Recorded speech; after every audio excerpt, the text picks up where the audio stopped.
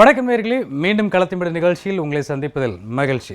ஒவ்வொரு வாரமும் ஒரு பயிரோட சாகுபடி முறை, அறுவடை, பண்ணைக்களம்னு நிறைய விவசாய தோட்டங்களை பார்த்துட்டு வரோம். அதே மாதிரி இன்னைக்கும் நம்ம களத்திமிடு களை கட்ட போகுது.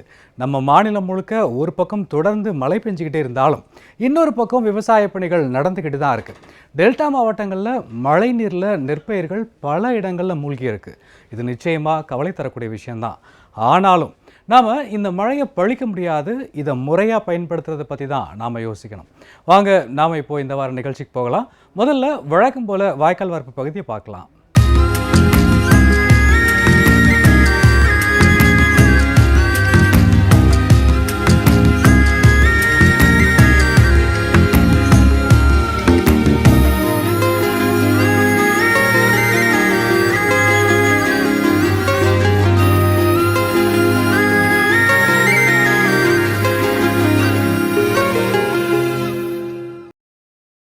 வாய்க்கால் வரப்பு பகுதியில் இன்றைக்கி நாம் நாவல் தோட்டம் பற்றி பார்க்க போகிறோம். வழக்கமாக வாழைத்தோட்டம், திராட்சை தோட்டம், பூந்தோட்டம்னு தான் பார்த்துருப்போம், கேள்விப்பட்டிருப்போம். இது என்ன நாவல் தோட்டம்னு புதுசாக இருக்கேன்னு உங்களுக்கெல்லாம் கேட்க தோணும். ஆனால் அது உண்மைதான். வேலூர் மாவட்டத்தில் ஒருத்தர் நாவல் மரக்கன்றுகளை நட்டு ஒரு பெரிய தோட்டத்தை உருவாக்கியிருக்கார். நாவல் பழங்களுக்கு இப்போ அதிகம் தேவை இருக்கிறதுனாலையும் அதோட முக்கியத்துவம் எல்லாருக்கும் தெரிகிறதுனாலையும் இந்த நாவல் தோட்டம் உருவாகியிருக்கு. வாங்க இப்போ நாம் அந்த தோட்டத்துக்கு போகலாம்.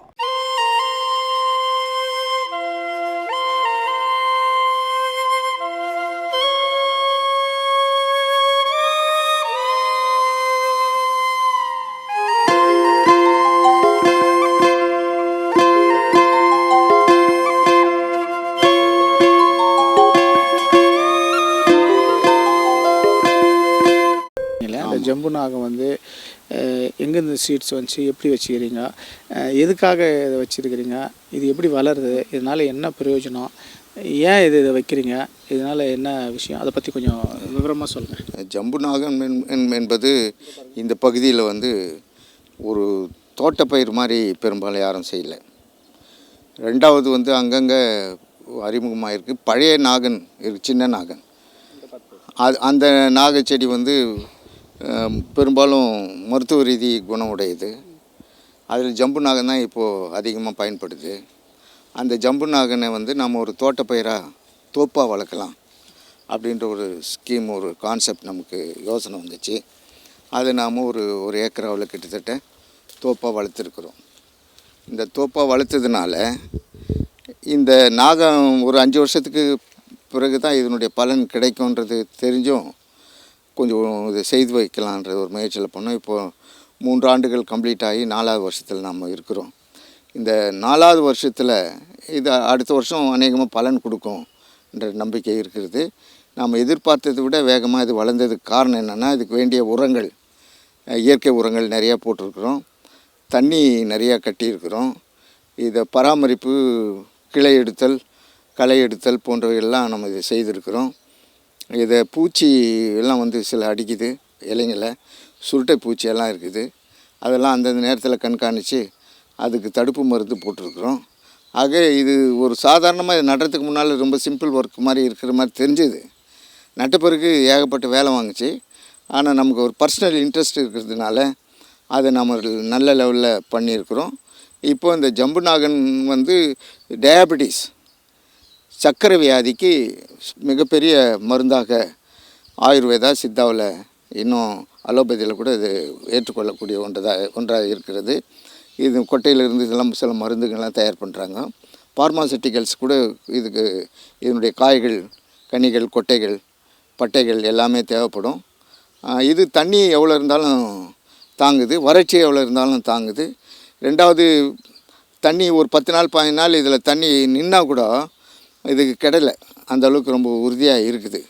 இது ஒரு 100 மரங்களை ஒரு இடத்துல நாங்கள் பண்ணியிருக்கிறோம். பரவலாக இந்த நிலம் முழுவதும் ஒரு 3 ஏக்கராவில் அங்கங்கு சில மரங்களை நட்டுருக்கிறோம். இந்த அளவுக்கு இந்த ஜம்பு நாகன், இந்த பயிர், அந்த தோப்பு, இது ஒரு நாகத்தோப்பு என்று சொல்லலாம். உரிமையாளர் இது பராமரிக்கிற முறை ஒரு 1.5க்கு 1.5 குழி வெட்டணும். குழி வெட்டின பிறகு மாட்டு தொழு உரம், அடி உரம் இதுக்கு இது போடணும். போட்டு இந்த சீடை ஃபாரஸ்ட் டிபார்ட்மெண்ட்டில் கூட கொடுக்குறாங்க. வெளியே கூட விற்பனை பண்ணுறாங்க. அது வந்து நாற்றாக தான் வாங்கிட்டு வரணும், விதையாக போட முடியாது. அது நாற்று கொண்டாந்து இதை நட்டு அது நீர் பாய்ச்சி வழக்கமாக ஒரு மரம் வளர்ப்பதற்கு என்னென்ன செய்யணுமோ அத்தனையும் இதை செய்யணும். செஞ்ச பிறகு இது வளர்ந்த பிறகு கண்காணித்து பக்க கிளைகள்லாம் எடுத்து இது கொஞ்சம் உயரமாக வளர்ந்து ஒரு குறிப்பிட்ட 7 அடி 8 அடிக்கு போன பிறகு இதை அப்படியே அந்த கிளைகள்லாம் அப்படியே விட்டுடணும். விட்டுட்டாக்கா அது அதில் காய்க்கும். 15 அடிக்கு ஒன்று போட்டால் ரொம்ப நல்லது, 10லேருந்து 15 அடிக்குள்ளே. முதல்ல இந்த மரத்து மேலே எனக்கு ஒரு பாசம் இருக்குதுங்க. இயற்கையாக எனக்கு அந்த குணம் இருக்கிறதுனால இது கூட ஒவ்வொரு மரத்து கூட போய் நின்று பேசுகிற மாதிரி தான் நான் கருதுகிறேன். அதுக்கு என்னென்ன டிஃபெக்ட் இருக்குதுன்னு பார்க்குறேன். என்னென்ன வகையான பூச்சிகள் வந்து இருக்குது, இலை சுருட்டு பூச்சின்றது ரொம்ப அதிகமாக அது இருக்குது. இதெல்லாம் கண்காணித்து இது ஒரு எந்த உழைப்பையும் கரெக்டாக பண்ணோம்னா அது மேலே இன்ட்ரெஸ்ட் இருந்தாக்கா டெஃபினட்டாக அது நோய் நொடியிலேருந்து கூட காப்பாற்றி வளர்த்துடலாம். அது என்னுடைய பர்சனல் இன்ட்ரெஸ்ட்டு தாங்க இது வளர்கிறதுக்கு ஒரு காரணம். எப்போ இதனுடைய பலனை அனுபவிக்க முடியும்? 5வது ஆண்டில் கட்டாயம் அனுபவிக்கலாங்க. ஏன்னா இது வந்து நல்ல பலன் கொடுக்கக்கூடியது. மார்க்கெட்டில் 1.5 ரூபாய் 2 ரூபாய்க்கு ஒரு பழம் விற்கிது. இது நம்ம மக்களுக்கும் ஒரு தொண்டு செஞ்ச மாதிரி நம்ம இதுக்கு செலவு பண்ணி உழைச்சி செய்ததுக்காக ஆண்டுக்கு ஒரு முறை ஒரு வருமானம் ஈட்டுற மாதிரி இதை நான் முதல் முறையாக பெரிய லெவலில் பண்ணியிருக்கிறதுனால இதனுடைய வரவு கணக்கெல்லாம் போட்டு எவ்வளோ வருமானம் வருதுன்றது 5வது ஆண்டில் தான் இதை கண்டுபிடிக்க முடியும். ஆனால் நம்பிக்கை அதிகமாக இருக்குது. நல்ல ஒரு எல்லோரும் செய்யலாம். வறட்சி பகுதியில் தண்ணீர் வசதியும் உழைப்பும் இது முதலீடு செய்கிறதா இருந்தாக்கா நிச்சயமாக இதை பெரிய லெவலில் செய்யலாம். நாவல் மரங்கள் பயிரிடப்பட்ட நாளிலிருந்து 4வது அல்லது 5வது ஆண்டில் கனி கொடுக்க தொடங்குகிறது. சீசன் பழம் என்பதாலும் இதற்கு கூடுதல் மகத்துவம் உள்ளது. இதனால் சந்தைகளில் அப்போது இதன் விலை கிலோ 100 ரூபாய்க்கும் அதிகமாக உள்ளது. வீட்டிற்கு ஒரு பப்பாளி முருங்கை மரம் இருப்பது போல் இனி நாவல் மரங்களையும் வீடுகளில் வளர்க்க வேண்டும் என இந்த தோட்டத்தை பார்க்கும்போது நமக்கு தோன்றுகிறது. நாவல் மரம் நமக்கு காவல் மரம் என்று கூட பெருமையாக அதனை கூறலாம்.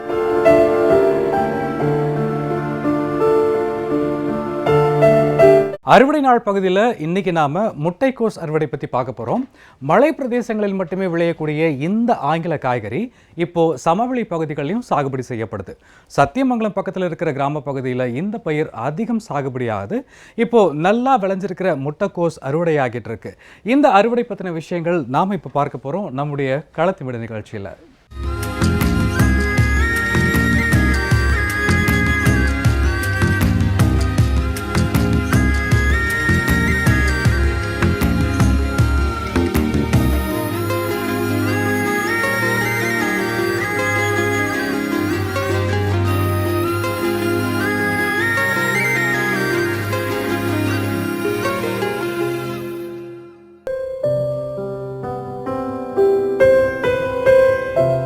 உருளைக்கிழங்கு. ஈரோடு மாவட்டம் தாளவாடி மலைப்பகுதி விவசாயத்திற்கு ஒரு புகழ்பெற்ற பகுதியாகும். இந்த பகுதியில் அதிக மண் வளங்கள் அமைந்துள்ளதால் தாளவாடி மலைப்பகுதியை பொறுத்தவரை அனைத்து காய்கறிகளும் கேரட், பீட்ரூட், முட்டைகோஸ், காலிஃப்ளவர் உள்ளிட்ட அனைத்து காய்கறிகளும் விளைவிக்கப்படுகிறது.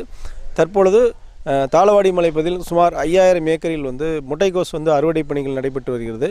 அந்த முட்டைகோஸ் அறுவடை பணிகள் மூலம் என்னென்ன அவர்களுக்கு பலன் கிடைக்கிறது என்று நம்ம விவசாயிகளோட நேரடியாக கலந்துரையாடுவோம். தற்பொழுது முட்டைகோஸ் அறுவடை பணியில் ஈடுபட்டு வரும் திரு விவசாயி பாப்பு அவர்களிடம் நம்ம அதை பற்றி விவரங்களை கேட்போம். வணக்கம் சார். இப்போ எந்தெந்த பகுதியில் முட்டைகோஸ் சாகுபடி பண்ணியிருக்காங்க? தொட்டாபுரம், தலைமலை, சிக்காலி, முதியனூர், தாளவாடி, திகனாரை, இறங்கநல்லி அந்த சைடில் போடுவாங்க. ஒரு எத்தனை ஏக்கரில் போட்டிருப்பாங்க? ஒரு 5000 ஏக்கரை போட்டிருக்காங்க. 5000 ஏக்கரில் போட்டிருக்காங்க. இது எத்தனை மாதத்து பயிருங்க? 3 மாதத்து பயிருங்க. 3 மாதத்து பயிர். ஒரு ஏக்கருக்கு நீங்கள் எவ்வளோ இது நாற்றுலாம் நடுவீங்க? ஒரு ஏக்கருக்கு 15000 நாற்று போடுவோம். அந்த நாற்று எப்படி நாற்று விதைங்களா? நாற்றுங்க. நாற்று குளித்தட்டு நாற்றுல நட்டு அப்புறம் என்னென்ன முறையில் பராமரிக்கிறீங்க? வாரத்துக்கு ஒரு தண்ணி கட்டணும். தண்ணி கட்டணும். இப்போ இந்த முட்டைகோஸ் அறுவடை பண்ணிக்கலாம். நீங்கள் எப்படி ஒரு காய் என்ன சைஸில் உங்களுக்கு வளரும்? ஒரு காய் 2 கிலோ வரைக்கும் வருங்க. இன்னொன்று 1/2 கிலோ 3/4 கிலோ அந்த மாதிரி வருங்க.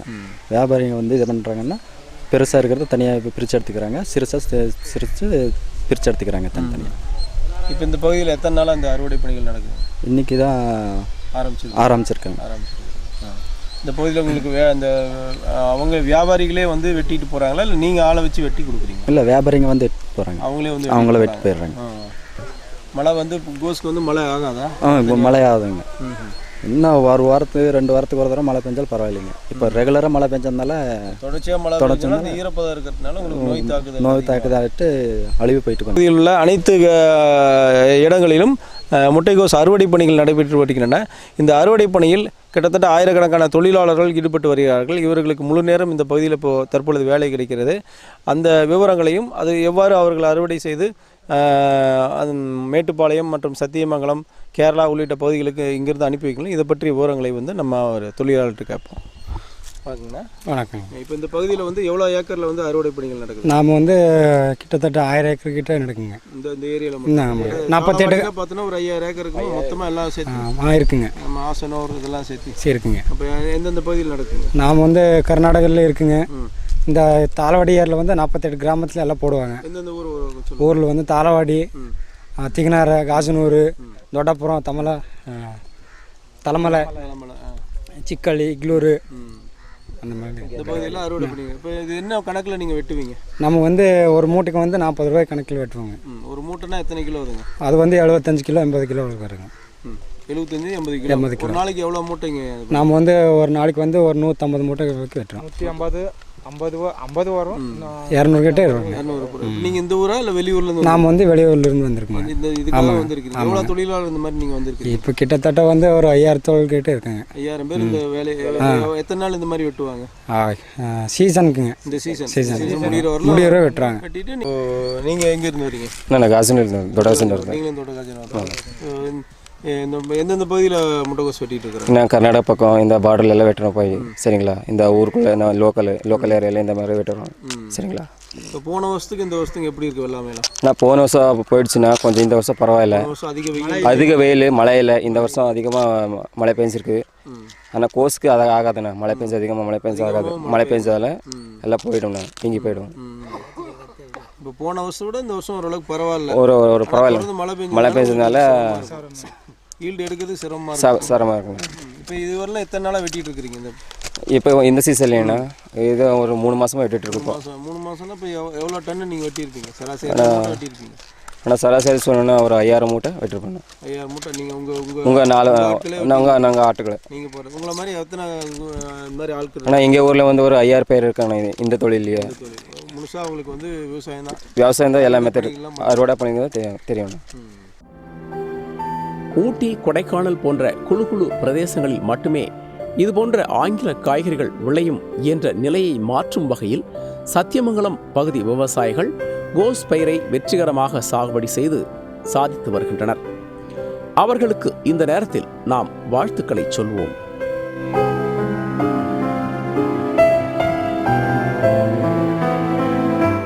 நம்ம நிகழ்ச்சிக்கே முத்தாய்ப்பான பகுதி பணம் தரும் பண்ணை தான்.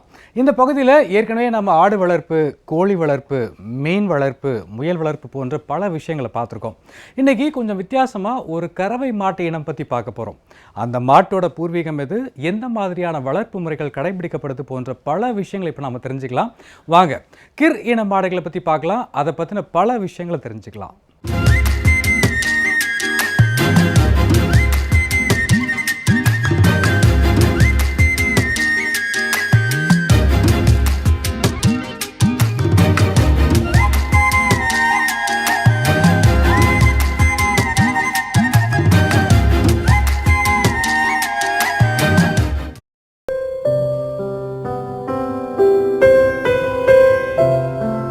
விளைபொருட்களை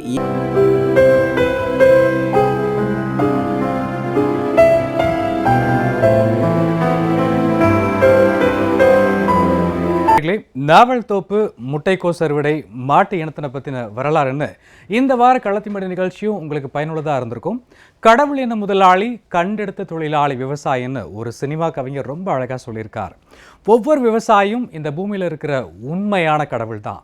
அனைத்து ஜீவராசிகளின் உயிர் காக்கும் உன்னத தொழில் விவசாயம்.